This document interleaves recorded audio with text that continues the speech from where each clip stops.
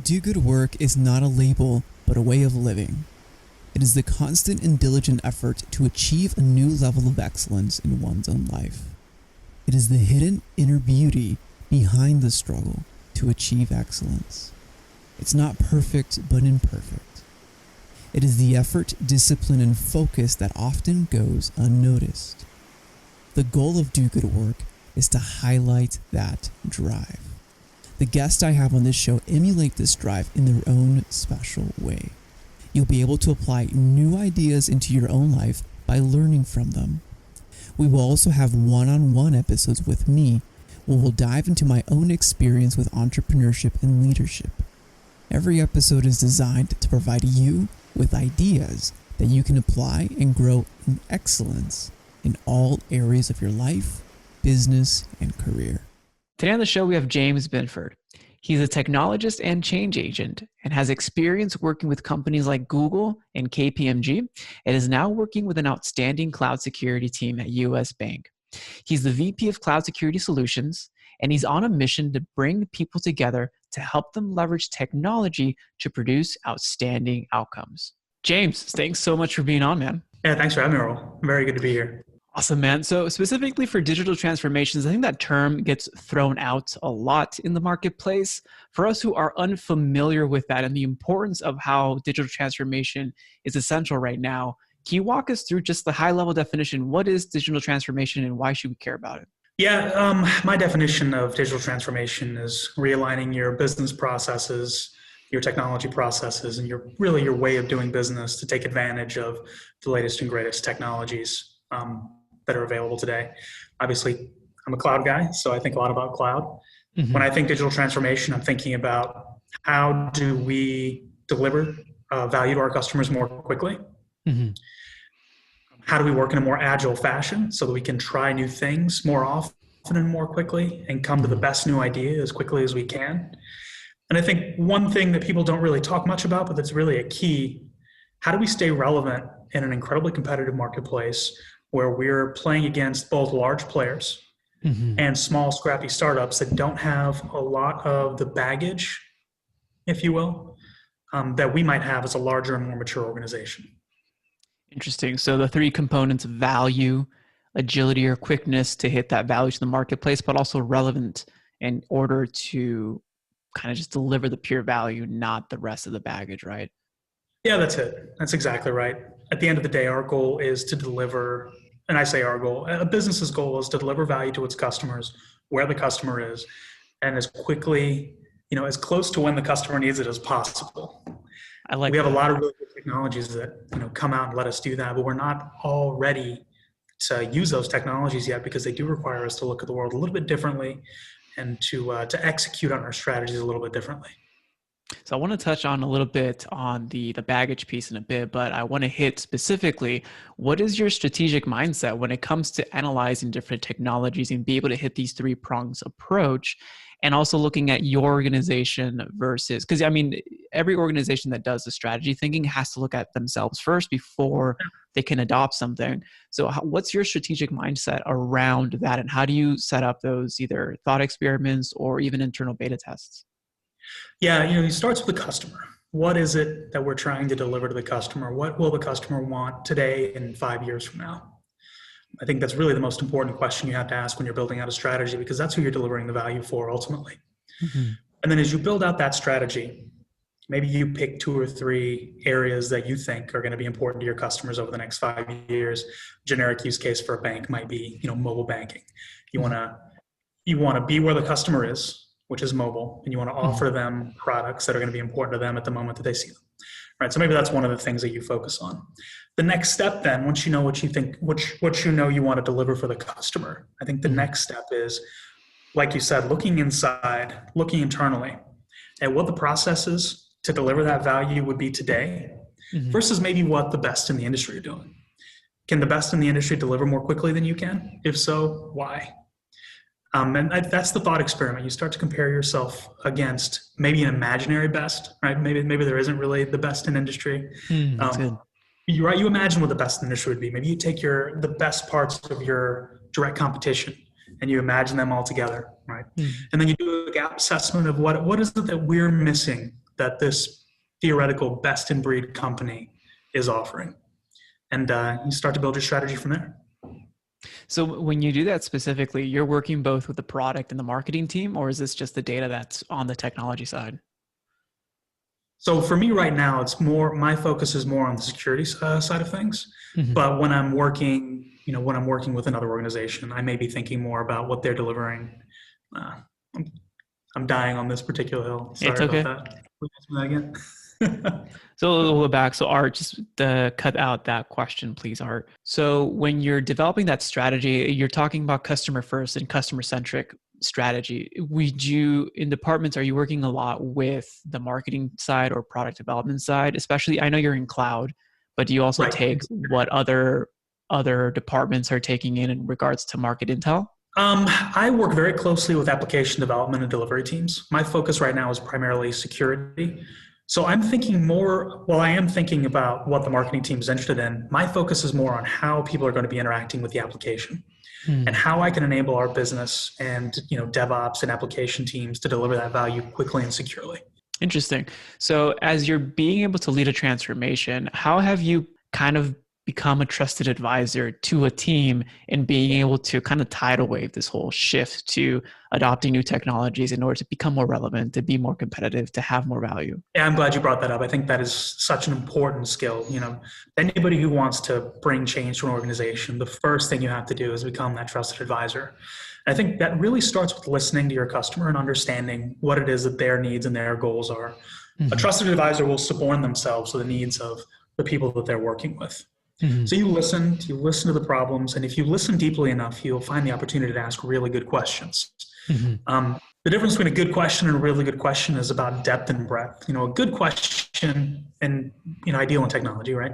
So a good question might be, how do you get process A working?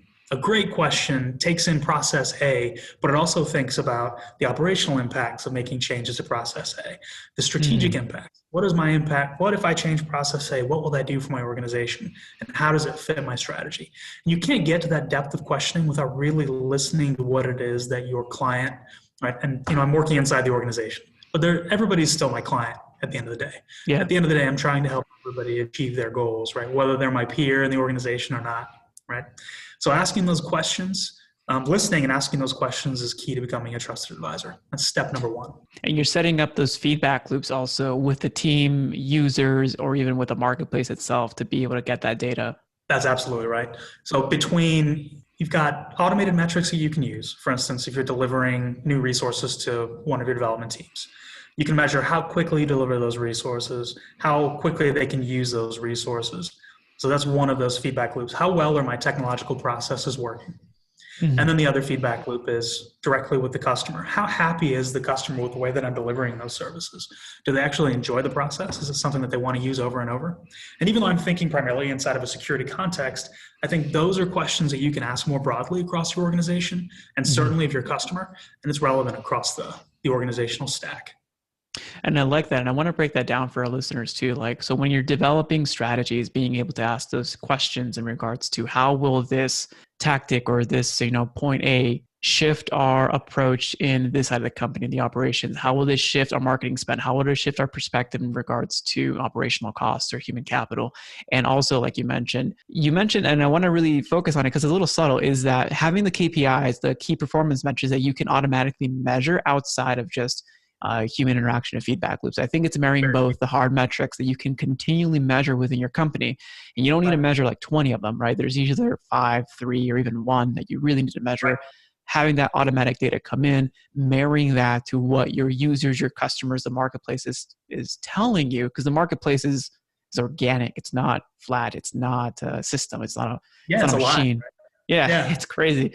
So, when we talk about cybersecurity or cloud security, when it comes to in that regard, I read a statistic around from a leading industry research that a lot of CTOs, a lot of companies in large companies care about security, but that they still think that they're around 60 to 70% done with actually executing a security strategy. So where are we right now, I guess, in the marketplace when it is to executing a full cloud security strategy? And what are some of the things that are holding companies back from actually taking action there? Yeah, it's a really interesting question. I wouldn't be surprised if 60 to 70% was an accurate number. I think the number one thing that we're missing right now, I think we've got a bit of a talent crunch. Hmm. If you listen to the marketplace, you'll hear that cybersecurity has been in the talent crunch for the longest time. And cloud security is just another niche inside of that cybersecurity niche. It's Mhm. very difficult to find the right talent at the right time to fill some of our cybersecurity needs. So our teams end up getting stretched. Hmm. And with all the great automation that you can come up with, there's still a limit to how many problems a single human being can solve in a given span of time, right? True. So I think that's problem number one. Problem number two, though, I wonder if it's how well we as cybersecurity practitioners actually communicate how successful that we're being as an organization. And you mentioned a moment ago, and I really liked how you mentioned you can have maybe five, maybe three, maybe one key performance indicator, right? I think you need to have that. That's exactly how you should stack it. You should have 1 to 3 for your executive leadership that Mhm. are punchy and impactful, that mean something without being too technical. And the more technical you get, the more broad and specific your instrumentation and your metrics should be. And I think that's probably one of the key missed opportunities for cybersecurity professionals and leaders. We're not doing a great job of getting the right metrics to the right part of the organizational stack. Oh, that's incredible. And I mean, before we dive into that specifically, you also mentioned that I guess cybersecurity or cloud security teams are being stretched. So it's almost like operating like your small department, it's almost like a startup. You're doing so many things at the same Nice. time. How do you lead that? How Right. do you manage that expectation, especially being on the technical side of things, not just on the Yeah. leadership or marketing side of things, being more on the technical side of things? How have you found is the best way to lead teams through that stress, through that crunch, and being able to execute tangible value and outcomes? Yeah, so it starts with understanding who your customers are. And when you're in a Mhm. security organization, you've got customers both inside of your organization and outside of it. Hmm. Okay. Broadly, inside of my organization, I've got a lot of brilliant people that aren't on my team that are responsible for keeping the bank as a whole secure. And Mhm. outside of my organization, I've got business leaders who are interested in driving value in the cloud. So you start by understanding who your customers are and what it is that they care about. Mhm. My security teams care about delivering secure environments. My business teams are concerned with delivering value quickly. And I think the great opportunity of cloud is you can marry those two needs into a single outcome. Hmm. You can, with cloud and with automation, you can deliver both secure accounts that allow the business to move quickly, and keep your security teams happy, right? So that's the second step, is realizing that that's possible. And then the third step is just setting maybe a clear roadmap, and clear milestones for what it's going to take to get you from, let's say, you're beginning in cloud. What it's going to take to get you from beginning to some level of maturity to a level of continuous improvement. Continuous improvement, and is that like quality assurance over time, or is that just continuing to improve what we've built out in the beginning phases? Yeah, it's a little bit of both, right? Your customers' needs are continually going to change. The Mhm. great truth of cloud is that AWS and Azure and GCP, they're delivering 1,000 new services a year, and Mhm. your business customers are going to want to use those, and Mhm. your security customers are going to want to keep those secure, right? So continuous improvement to me is really about delivering this process that allows us to work in that ambiguity Mhm. in a repeatable Oh manner. wow. Right? The building blocks of cloud are going to constantly change, and the way you secure those building blocks is going to change too. But the way that you approach the problem of understanding those building blocks and building the security around them is Mhm. something that you can repeat and you can measure and you can continuously improve, right? So it's really about continuously improving the way that we think, we look at problems, and the way we measure the way we solve those problems. And I love that. And that's all driven a lot by the way that you communicate with the team. And, every team is different, every company is different, and every form of interaction is different. But can you walk us through, I guess, like just from your experience when it comes to delivering that message or that communication piece to your team? Like, these are the milestones that we need to hit, these are the actions. How do you guys organize what is important, what's not important, what communication is worth looking into, and what communication, you should set aside? Yeah, so for us, it all starts with a mission. Our mission is to help the bank deliver secure workloads quickly. Really, Mhm. it's a little more fluffy than that, right? Yeah. But that's basically it. Secure workloads quickly, and it's a big mission. It's a big bank. So you start with that Mhm. mission, and you build out your roadmap. For us this year, it was actually getting from a beginning state through to continuous improvement. Mhm. Beginning state in cloud probably means you don't have perfect visibility. So that's probably one of the problems that you want to solve, right? As you get into a maturing state, it's going to be about seeing the things that are actually happening in your cloud as they happen. So you've built your visibility. Now you need to be able to build your reflexes as things are happening in the organization. And then that continuous improvement is things about, how do we improve the way that we look at these problems? So I took that roadmap and I broke it down each quarter into objectives and key results. The OKR system is something that I learned at Google. It's wasn't invented at Google, but it's something that's really very well. I use it in my own personal life. And it gives us the ability to take from our roadmap a lower level of abstraction. What problems are we actually solving and how do they fit the big picture? And then as you lay out those problems that you're solving, you prioritize them based on what you think and what the team thinks is going to have the largest impact in the shortest amount of time. So you've got clarity all the way from top to bottom. And then you assign that with clear delegation and clear deadlines and due dates for the team to go through. Well, and that's key. And I think one of the things that I like the best about what we do is we do an OKR strategy session where we look at the problem in advance. And, we imagine that we've already solved the problem. And working backwards, we talk about, what are the things that could go wrong, right? Who actually cares about contingencies? Yep. Yeah, that's exactly right. Who actually cares about this? When we're successful, who's going to get excited? When we're successful, who are we going to impact? When we're successful, what's going to be better about our program? So I'm familiar with OKRs and how to set up those milestones and continuous improvement within teams specifically. Can you walk us through, for those who don't know how to set up an OKR, what would be the basic building blocks for someone to set that up into their team? Because I think that's something tangible that we can all do right now.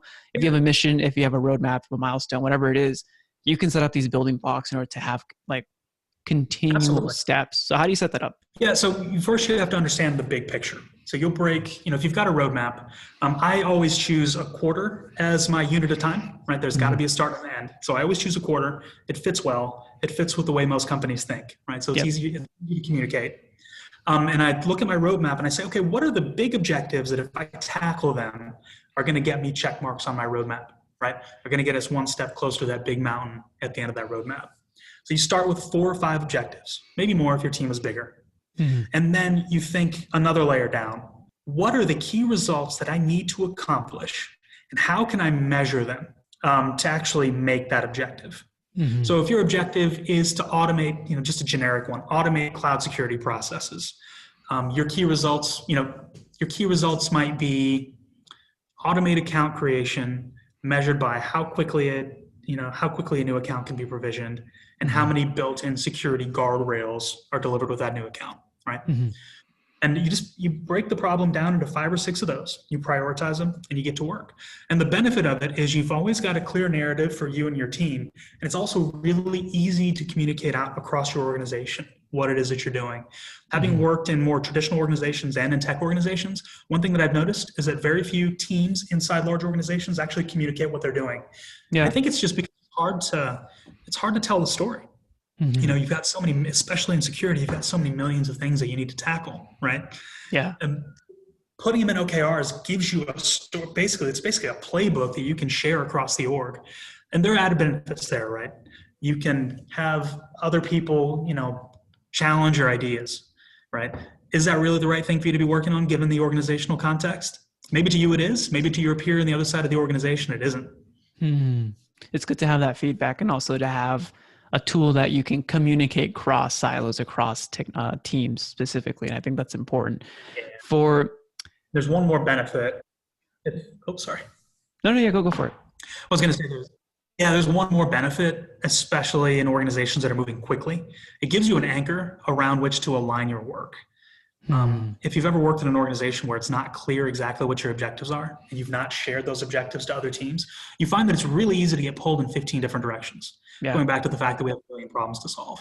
When you've got a clear set of OKRs and you do a good job of communicating them, you also have the opportunity to keep your people aligned on the work that you agreed to do in the first place. So not only are you more likely to get things done, which in itself is incredibly satisfying, but you can also help kind of protect your team members from the push and pull that's going to happen across the organization. From unnecessary. Yeah, that's interesting. I know some business owners and even some of the teams that I've helped out, there are some metrics that are difficult to have measurable calculations through.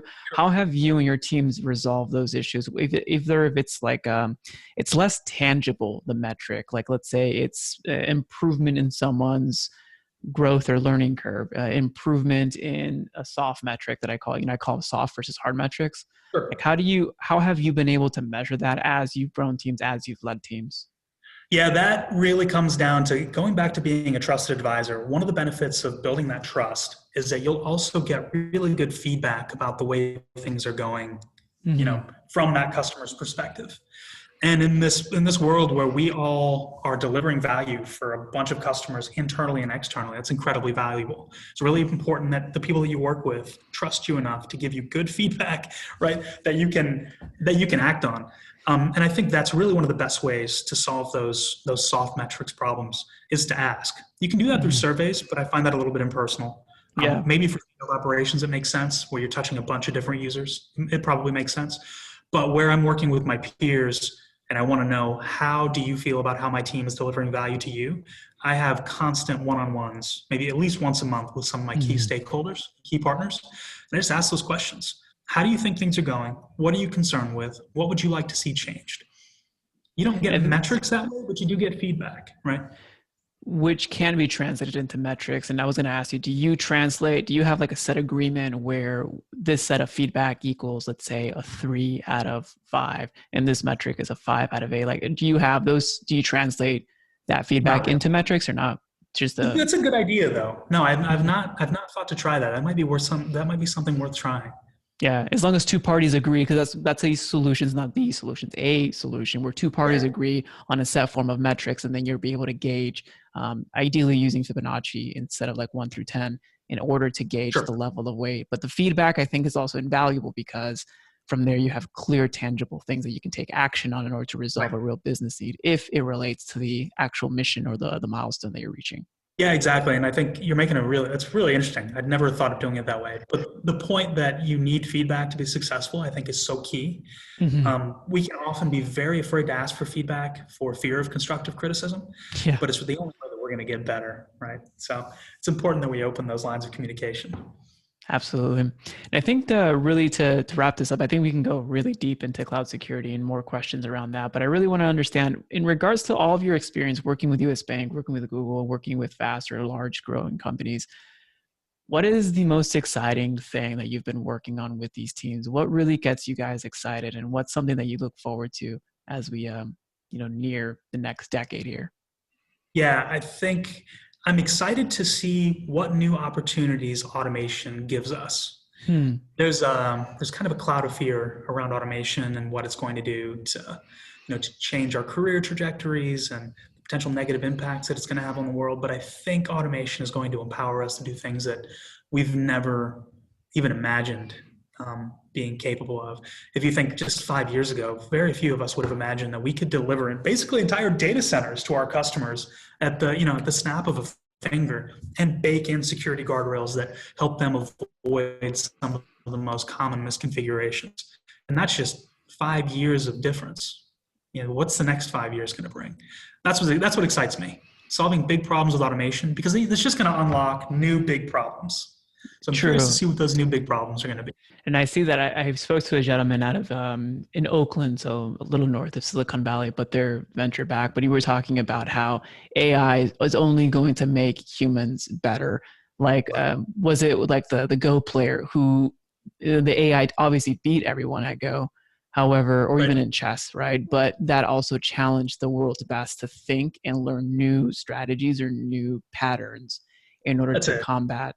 So I think that you can look at the negative sides, like you mentioned, but I think there's also a lot of positives when it comes to how can we solve bigger problems or think differently or express our human consciousness or creativity in a different way where we can actually do things that computer technology won't be able to. And that's just the creative thinking, the creative thought that we have. So how do we flex that muscle a little more? Right. It's like the 4-minute mile. Nobody thought a 4-minute mile could be done until it was. And then like 40 people did it the next year, right? This is the same thing. It's going to bring us to another level of understanding of what our capabilities are. It's going to allow us to crush the throne. No, I love that. Well, James, I think for our listeners, where's the best place people can go to thank you and connect with you after this episode? Find me on LinkedIn, James Binford. And outside of that, I mean, really, that's it. I'm a LinkedIn fiend. And we'll have your LinkedIn. Find me there. Absolutely, man. I'm looking forward to it. Thanks, Raul. I really appreciate the opportunity, man.